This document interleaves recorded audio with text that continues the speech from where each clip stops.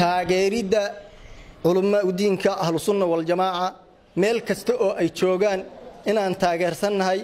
adaynteeda inaan culummada maceedanahay qowlan wa ficlan wa i'tiqaadan maceeda inaan nahay waxa weeye hiliyo hoobaan la garab taaganahay oo bayd baan u dajay farmaajo ilaa inuu soo saaro waxa weeye dawladda saa ilaahay aan ugu baryeynay yu aayar inta soo qaataan la ku soo minguuriyay dawladeeni baa ku soo ekaatay fakarkiiday bay culummada ku weertay aqoonta ahlus sunna waxaan sheegaynaa qalban iyo wa qowlan iyo wa ficlan ba inaan garab taaganahay culummada ahlus sunna wal jamaa oo lagu qaaday nidaamka gardaradii koobaad iyo tii labaad midii koobaad qalbiga iyo saas u taagna haddana ficilkii baan ka hadlaynaa waxaan la qowlkii baan ka hadlaynaa waxaan sheegaynaa inaanaan wax ficila dib dhiganaynin waxaan codsanaynaa inaysan dawladeenu isku dayeenin in mar dambe la ku soo minguuriyo ahlus sunna wal jamaa in dagaal ama lagu qaado ama la isku dayo no waa diina arrinka waa ka taaganahay maanta waan ka mideysanahay iyo dhinac kasta inay ku garab istaagaan culimada diinka ahlus sunna wal jamaa waxaan cadeynaynaa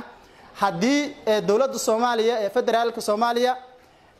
iyo sidoo kale dawlad goboleedka Galmudug ee aan maamulkooda hoos tagno ay mar labaad soo weeraraan culimada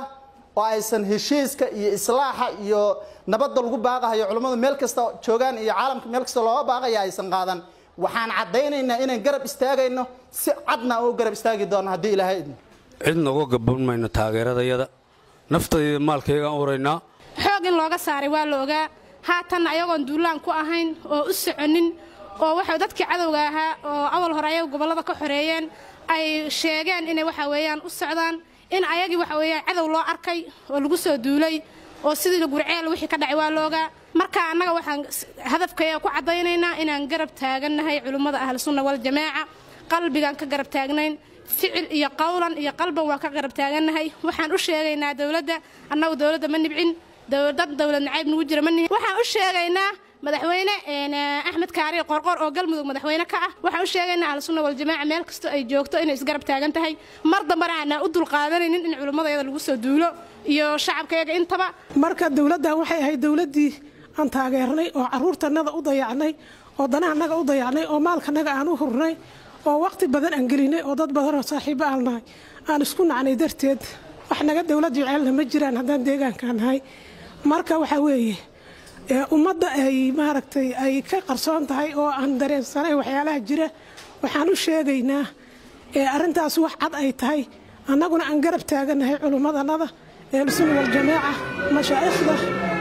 Sheekh Maxamuud iyo muxuu ahayd Sheekh Shaakir